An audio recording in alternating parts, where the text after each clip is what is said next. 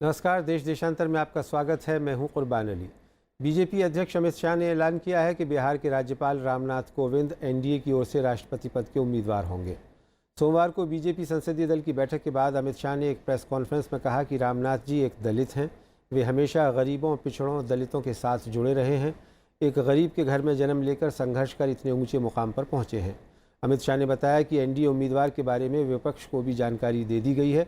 इस बीच तेलंगाना के मुख्यमंत्री चंद्रशेखर राव ने कहा है कि उनकी पार्टी तेलंगाना राष्ट्र समिति राष्ट्रपति चुनाव में रामनाथ कोविंद का समर्थन करेगी, क्योंकि वो दलित हैं तथा प्रधानमंत्री नरेंद्र मोदी ने इसके लिए उनसे फ़ोन पर अनुरोध किया था। इस बीच प्रधानमंत्री नरेंद्र मोदी ने बिहार के मुख्यमंत्री और जेडीयू चीफ नीतीश कुमार से भी बात की है। नीतीश कुमार ने कहा है कि मुझे रामनाथ कोविंद की उम्मीदवारी पर खुशी है।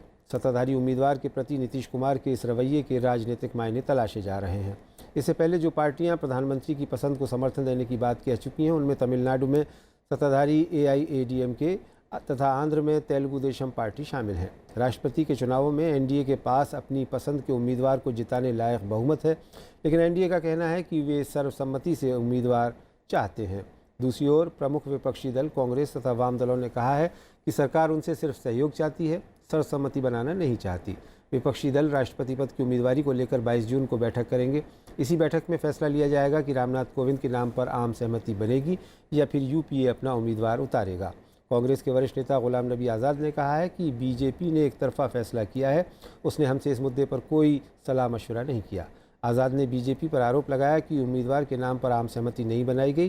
कांग्रेस के तेवर से लग रहा है कि वो राष्ट्रपति चुनावों में अपना उम्मीदवार दे सकती है। बीजेपी के दलित कार्ड का विकल्प कांग्रेस की कद्दावर दलित नेता और पूर्व लोकसभा अध्यक्ष मीरा कुमार हो सकती हैं। देश देशांतर में आज चर्चा इसी विषय पर। इस चर्चा में मेरे साथ जुड़ रहे हैं बीजेपी के राष्ट्रीय प्रवक्ता गोपाल कृष्ण अग्रवाल, कांग्रेस प्रवक्ता शोभा ओझा, जेएनयू में समाजशास्त्र के प्रोफेसर विवेक कुमार और वरिष्ठ पत्रकार सिद्धार्थ वरदराजन। आप सभी का स्वागत है। सिद्धार्थ, मैं आपसे शुरुआत करना चाहता हूँ कि रामनाथ कोविंद की उम्मीदवारी को आप किसी सरप्राइज़ के तौर पे देखते हैं या एक ये सोची समझी रणनीति का नतीजा है?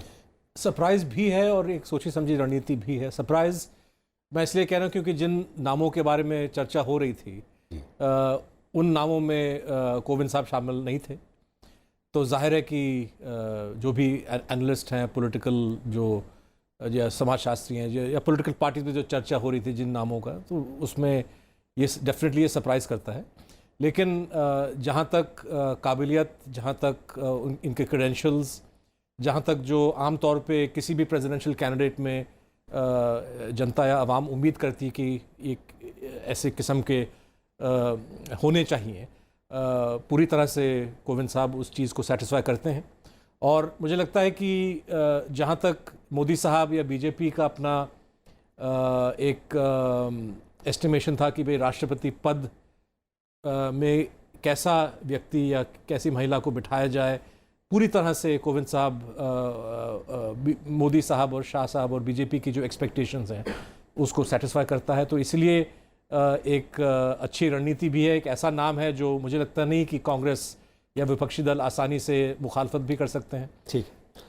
प्रोफेसर विवेक कुमार, एक बार बात कही जा रही है, बार बार कही जा रही है कि राम कोविंद दलित हैं, गरीब हैं, ग्रामीण पृष्ठभूमि से आ रहे हैं और उनके दलित होने को जैसे राजनीतिक तौर पर भुनाने की कोशिश की जा रही है।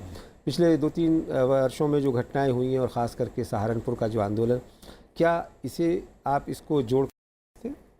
नहीं, बहुत कष्ट होता है। देखिए, मैं बहुत कष्ट से कह रहा हूं और स्वयं अपनी अस्मिता से जोड़ करके कह रहा हूं। अगर 70 वर्षों की इस भारतीय प्रजातंत्र में जी हमारा राष्ट्रपति केवल इस आहारता से आ रहा है कि वो एक दलित है, तो मुझे नहीं लगता है कि क्या वो सिटीजन भी है, क्या वो भारत का नागरिक है कि नहीं है। अगर भारत का नागरिक है, ये पहली आहारता होती तो ज्यादा खुशी होती आज 70 वर्षों के बाद। और वैसे 15 वर्षों पहले भी ऐसा हो चुका है, ऐसा नहीं है कि ये पहली बार हो रहा। और बहुत सामान्य परिवार से आते थे के.आर. नारायणन साहब जी, और कांग्रेस ने उनको चुना।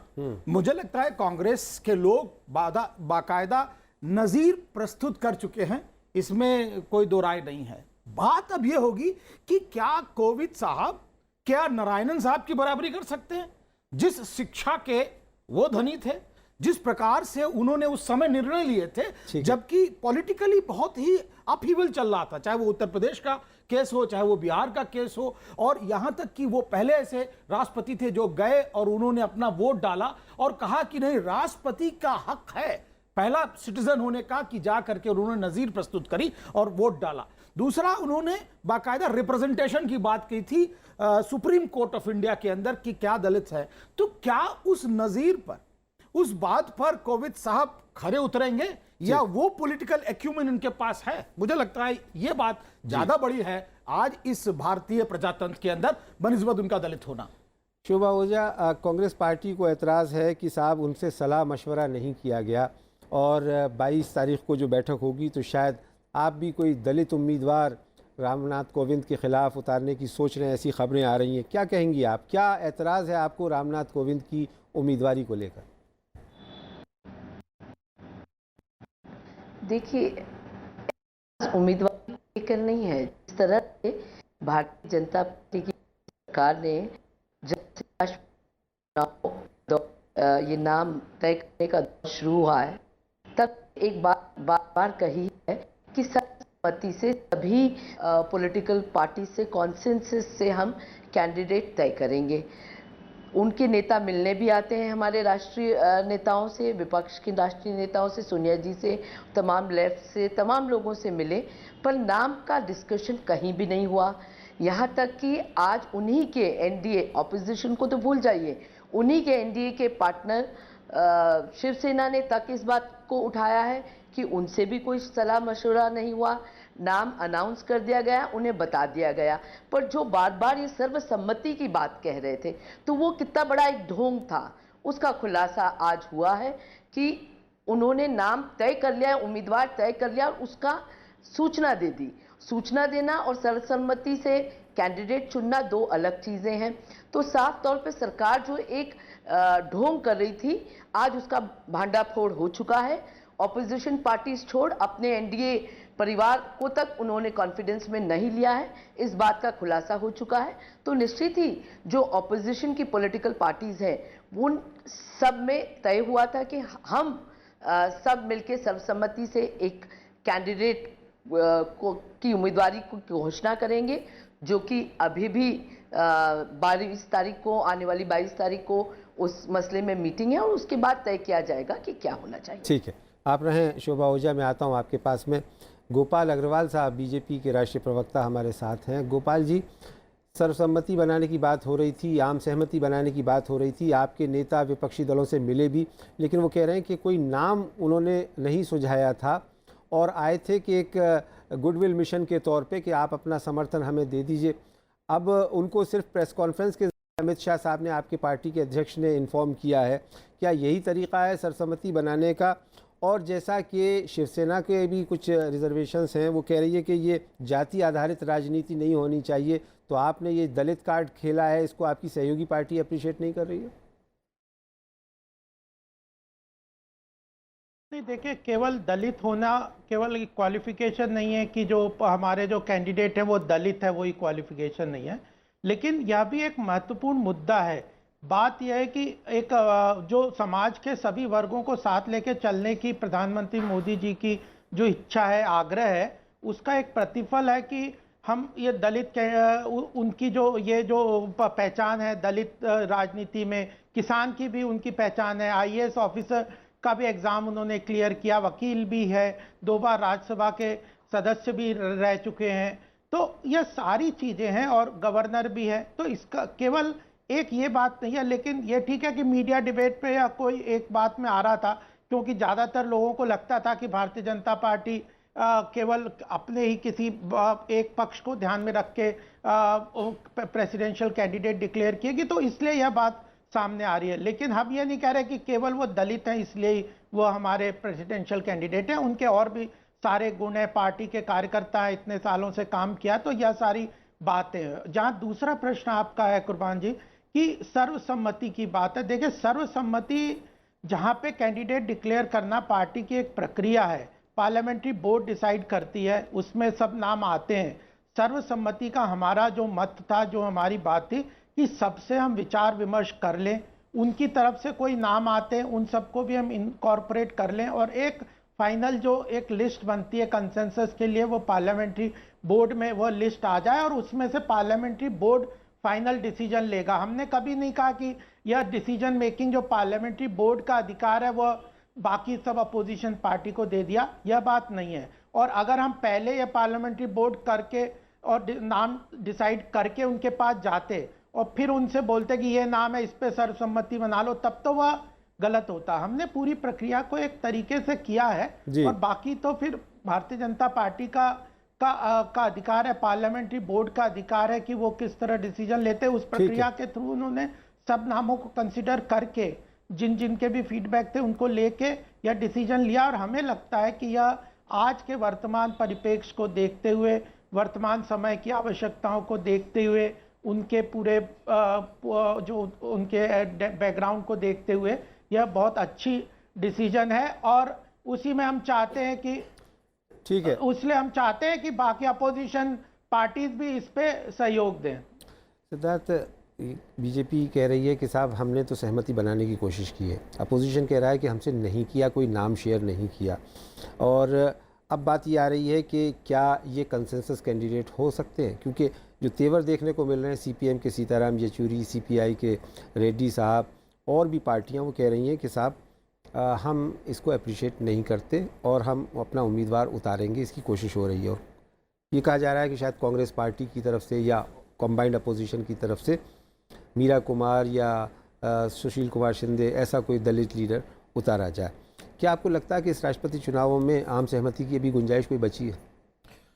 आम सहमति, अगर आप पिछले 70 साल का इतिहास देखें तो कॉन्टेस्ट तकरीबन हमेशा रहा है जी। आम सहमति एक तरह से एक मिथ है। अभी तक ऐसा सिचुएशन नहीं हुआ जहां पे रूलिंग पार्टी ने अपने चुनिंदे कैंडिडेट को नहीं जितवाया, ये हकीकत है। और कांग्रेस का ये कहना कि हमसे कंसल्ट नहीं किया गया, क्या जब प्रणब मुखर्जी को राष्ट्रपति चूज किया गया तब शायद कांग्रेस के एलाय से भी बात नहीं की गई, ऑपोजिशन की बात तो छोड़ दीजिए। कुछ मिसाल हैं, जैसे प्रतिभा पाटिल जी जब चुनी गई तो वहाँ लेफ्ट पार्टी के साथ कंसल्टेशन था। कहा यह भी जाता है कि सीपीआई के नेता ने फाइनली उनका नाम आगे बढ़ाया, जो बर्दन साहब थे। या जब एपीजे अब्दुल कलाम साहब को राष्ट्रपति बनाया गया तब भी एक आम सहमति बनाने की कोशिश, एक तरह से कंसल्टेशन से, जिसमें कुछ विपक्षी दल भी शामिल थे जैसे समाजवादी पार्टी। लेकिन ये मतलब रूलिंग पार्टी का चॉइस ही रहेगा। मुझे लगता है कि इस बात को ज़्यादा खींचा जा रहा है। हो सकता है कि कांग्रेस लड़ना भी चाहिए एक तरह से, क्योंकि कॉन्टेस्ट में कोई खराबी नहीं है। लास्ट टाइम जब प्रणब मुखर्जी साहब का जीत तय था फिर भी कॉन्टेस्ट था, तो ठीक है, ये होना चाहिए।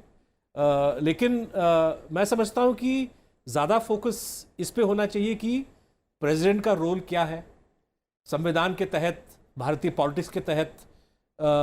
हम किन क्वालिटीज़ की उम्मीद करते हैं प्रेसिडेंट से, कि वो संविधान का पालन करें और एक तरह से राष्ट्र की ज़मीर, मतलब voice of conscience of the nation, वो भी एक तरह से वो आगे अपना किरदार निभाएं। और अगर ये हमारी एक्सपेक्टेशंस है तो इस पर चर्चा होनी चाहिए कि इन एक्सपेक्टेशंस को मद्देनज़र रखते हुए कोविंद साहब कितने काबिल हैं, प्रणब मुखर्जी साहब कितने काबिल साबित हुए।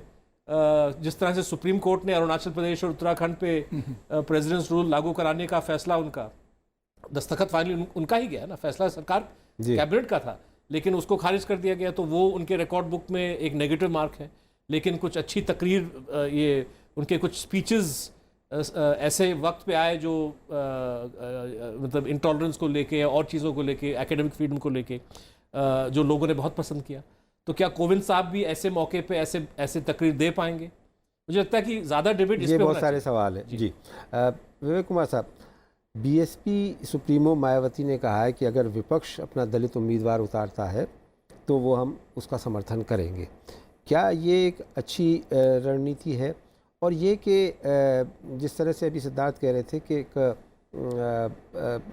कोई विवाद से जुड़े नहीं रहे रामनाथ कोविंद, और अगर वो चुने जाते हैं काम सहमति बनने के नाम पे भी, तो इसमें क्या बुराई? नहीं, देखिए, ये बात बिल्कुल सही है कि ये भारतीय प्रजातंत्र की जीत है। This is a victory of democracy. क्योंकि आप पिछले 3 वर्षों में जिस तरह दलितों को सताया गया, उन पर अत्याचार हुए, ऊना, भड़ाना और आपके डेल्टा मेघवाल, उसके बाद रोहित वेमुला, उसके बाद सहारनपुर, मतलब बहुत सारे, ऐसा लग रहा था कि उनका प्रतिनिधित्व तो कहीं नहीं है। ऊपर चले, चाहे सरकार में देख लें और चाहे आप गवर्नमेंट में देखें, कि उनका प्रतिनिधित्व तो नहीं दिख रहा था, केवल पॉलिसी लग रहा था कुछ आ रही है। तो इस मुझे लगा कि एक तरह से विरक्ति हो रही थी, दलित समाज का गुस्सा फूट रहा था सड़कों पर, और वह गुस्सा लोग दूसरी तरफ मोड़ने की कोशिश कर रहे थे, बल्कि गुस्सा जो है इस सरकार से था। सरकार जो कि पावर में है, चाहे वो उत्तर प्रदेश में हो, चाहे वो गुजरात में हो, चाहे वो सेंटर में हो, इस गुस्से को कहीं ना कहीं काबू करने की जो कोशिश है वो दिखाई पड़ रही है। और यह प्रजातंत्र की जीत है कि आप बहुत एक तबके की बहुत देर तक जो है अवहेलना नहीं कर सकते, आपको लाना पड़ेगा। तो मुझे लगता है उस अर्थ में मायावती का जो वक्तव्य है वो काबिले तारीफ है, कि कम से कम एक समाज का लीडर जिसकी प्रतिबद्धता उस समाज के साथ है, उसका वोट मिलता है, तो वो अगर नहीं कहेगा तो फिर कौन कहेगा। जब दूसरे लोग ये आके कह रहे हैं कि नहीं हम दलितों के बहुत बड़े पैरोकार हैं, तो वो तो वोट उनको मिलता है और वो सर्वमान्य लीडर भी है, तो मुझे लगता है कि उनका बोलना मॉरलिटी के हिसाब से भी ठीक है। वो रामनाथ कोविंद का समर्थन कर सकती हैं, बिल्कुल कर सकती हैं, उसमें क्या है। शोभा ओझा, ये बात कही जा रही है कि जो पार्टी होती है सत्ता में और जिसके पास संख्या बल होता है, वो उसकी कोशिश होती है कि वो अपने उम्मीदवार को जिताए, जैसा अभी सिद्धार्थ ने भी कहा। और एक बात आपकी तरफ से कही जा रही थी कि साहब ऐसा व्यक्ति होना चाहिए जो कि कॉन्स्टिट्यूशन का गार्जियन साबित हो और उसकी जो मर्यादा है उसको कायम रख सके। मेरा ख्याल है कि जो रामनाथ कोविंद साहब का कैंडिडेचर है वो इस सब पे खरा उतरता है, तो इसमें आपको एतराज़ करने की क्या बात है? देखिए, हमें ऐतराज़ उम्मीदवार से नहीं है, हमें ऐतराज़ है जिस तरह से उम्मीदवारी को तय किया गया। या तो सरकार के पास, जैसे वर्धन राज जी कह रहे थे कि ये तो जो सरकार में रहता है, सत्ता में रहता है, उसकी प्रायोरिटी है कि वो किसका नाम तय करे। तो वाकई नंबर्स हैं एनडीए के पास, ये वाकई उनका अधिकार है कि वो किसको तय करे, तो वो उस अधिकार का उपयोग करते। पर ये नौटंकी तो नहीं करते कि हम सर्वसम्मति से, हम सभी पॉलिटिकल पार्टी से बातचीत कर रहे हैं, उनसे डिस्कस कर रहे हैं। अरे जब आप नाम ही नहीं डिस्कस कर रहे तो फिर आप क्या डिस्कस कर रहे थे? आप किस सर्वसम्मति की बात कर रहे थे? ये बिल्कुल उसी तरह खोखली है जैसे इनका नारा सबका साथ सबका विकास है। कहने को तो सबका साथ सबका विकास था, पर 3 साल में हमने देखा कि दलितों के खिलाफ कितना अत्याचार हुआ, चाहे वो ऊना हो, चाहे सहारनपुर हो, चाहे गुजरात में, राजस्थान में, तमाम मध्य प्रदेश में, तमाम प्रदेशों में देखा जो बीजेपी शासित प्रदेश है। और साथ ही चाहे माइनॉरिटी के खिलाफ की बात करें, चाहे पिछड़ों की बात करें, तमाम इस तबके के खिलाफ इस सरकार में जो काम हुआ है उसको नकारा नहीं जा सकता। पर वहीं नारा बुलंद हमेशा होता है सबका साथ सबका विकास। उसी तरह से सर्वसम्मति का नारा बुलंद किया गया, और पर असलियत में क्या ये सर्वसम्मति है? क्या इसे सर्वसम्मति का दर्जा हम दे सकते हैं बिना नाम डिस्कस करे? आपके बड़े नेता सभी पॉलिटिकल पार्टीज ऑपोजिशन से बात करते हैं जाके, जब नाम आप डिस्क्लोज नहीं करते, नाम पे चर्चा नहीं करते, तो फिर सर्वसम्मति की क्या बात है? आपको तो अधिकार है, आप सरकार में, आपके पास गिनती है, आप बिना नाम डिस्कस करें, आप बिना सर्वसम्मति की बात करें, आप अपना कैंडिडेट डिक्लेयर कर सकते थे। पर ये नौटंकी करने की क्या जरूरत है? तो जहां तक ऑपोजिशन का सवाल है, सबका ये कहना है कि आपने इस तरह क्या एक माहौल देश में क्रिएट करा कि आप सभी पॉलिटिकल पार्टीज को साथ लेके आप उनसे नाम डिस्कस करके एक कॉन्सेंसस के साथ एक कैंडिडेट डिक्लेयर करेंगे, पर ऐसा नहीं हुआ। तो हमें कैंडिडेट से हमारा कोई विरोध नहीं है, पर जो तरीका अपनाया गया क्लेम करने के बाद, उसका विरोध है। गोपाल जी, एक तो ये कि जो प्रक्रिया हुई इसके बारे में हम बात कर चुके हैं, लेकिन कहा यह भी जा रहा है कि सन 2002 में गुजरात के दंगों के बाद जिस तरह से एपीजे अब्दुल कलाम को राष्ट्रपति बनाया गया, उसी तरह से पिछले 3 वर्षों की जो दलितों पर अत्याचार की घटनाएं हैं, उसके बाद आप एक दलित वर्ग के व्यक्ति को राष्ट्रपति भवन में बिठाना चाहते हैं, जैसा अभी प्रोफेसर विवेक कुमार कह रहे थे। इससे सहमत हैं आप? देखिए, अगर हम चाहते हैं दलितों का यहाँ पे उत्थान हो, तो कुछ घटनाएं हुई हैं जो कि अच्छी नहीं है और जिसके बारे में भर्त्सना के हमारे नेतृत्व ने भी की है और जो हम चाहते नहीं है। तो इसलिए अगर हम दलितों को के लिए या कोई कार्य कर रहे हैं या उनका इस पद पे ला रहे हैं अगर प्रधानमंत्री और पार्टी के लोग, तो इसमें एक तरीके से मैसेजिंग तो है ही कि हम दलित के सपोर्ट में, दलितों को उत्थान के लिए प्रतिबद्ध हैं। अब लेकिन केवल अगर ये केवल दलित ही एक क्राइटेरिया होता तो यहाँ पे आके बात समाप्त हो जाती, लेकिन वह नहीं है। दूसरी भी कई आवश्यकता है। जो राष्ट्रपति का जो पद है वो उसका बहुत गरिमामय है, उसमें कई तो आवश्यकताएं, वह सारी आवश्यकताओं को भी ध्यान रख के किया गया है। कांग्रेस का समस्या क्या है कि उनके अंदर क्लैरिटी नहीं है, वो क्या चाहते हैं, क्या कह रहे हैं, वो क्या करना चाहते हैं। उस क्लैरिटी के कारण उन्हें अपोजिशन करना है तो अपोजिशन कर रहे हैं। अल्टीमेटली अगर आपको सहमति कैसे बनती है, सहमति बनती है क्राइटेरियाज पे, नाम पे तो सहमति अगर बनाने लग जाए तो इसका मतलब तो कांग्रेस जो नाम दे वो हम मान लें तो ये वो तो माइनॉरिटी की उनकी वो हो जाएगी। तो जब हमारी मेजॉरिटी है, प्रजातंत्र की प्रक्रिया के थ्रू एक काम किया, सहमति का हमारा मतलब मगर तो यह है गोपाल कि जी, सागरी लोगों की आकांक्षाओं, अपेक्षाओं, अपोजिशन की भी इंक्लूडेड, देश के भी लोगों की इंक्लूडेड, और हमारी पार्टी क्या मतलब हमारी पार्टी की अपनी आकांक्षाएं, अपेक्षाएं नहीं है क्या कि राष्ट्रपति नहीं, बिल्कुल कौन सही होना बात है, चाहिए? लेकिन तो आपकी सहमति का सहयोगी मतलब पार्टी क्या है, हम अपनी गोपाल बात जी को आपकी सहयोगी हमारी पार्टी से है रखेंगे? शिवसेना, वो ये कह रही है कि ये जाति आधारित राजनीति ठीक नहीं है और हमसे भी कंसल्ट नहीं किया गया। ये तो आपकी सहयोगी पार्टी कह रही है।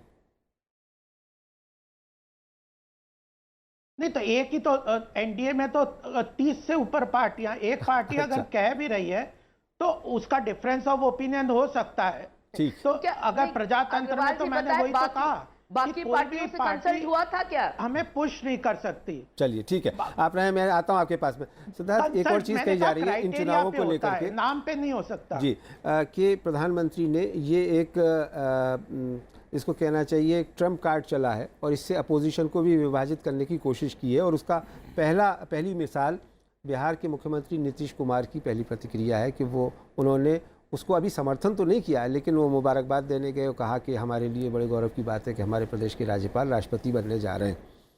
इसे आप क्या विपक्ष को तोड़ने की कोशिश के रूप में देख रहे हैं? नहीं, मैं समझता हूँ कि नीतीश कुमार जी का जो रिएक्शन है वो स्वाभाविक था।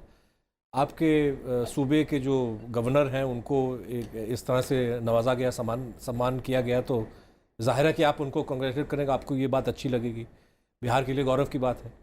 तो इसमें मैं ज़्यादा इंटरप्रिटेशन नहीं करूँगा। ट्रम्प कार्ड है कि नहीं है ये आने वाले दिन में पता चलेगा, लेकिन मुझे लगता है कि इतना भी बड़ा कोई ट्रम्प कार्ड नहीं है। एक तरह से एक वोट बैंक पॉलिटिक्स का मिसाल है और हमको ये मिस्टेक कभी नहीं करना चाहिए कि जो एक सिंबॉलिक जेस्चर होता है, जैसे कलाम साहब का जिक्र हुआ। मैं प्रतिभा पाटिल जी का मिसाल दे सकता हूँ कि 2007 से 2012 5 साल वो राष्ट्रपति रहीं। क्या violence against women, crimes against women उसका जो इंसिडेंस है वो कम हुआ?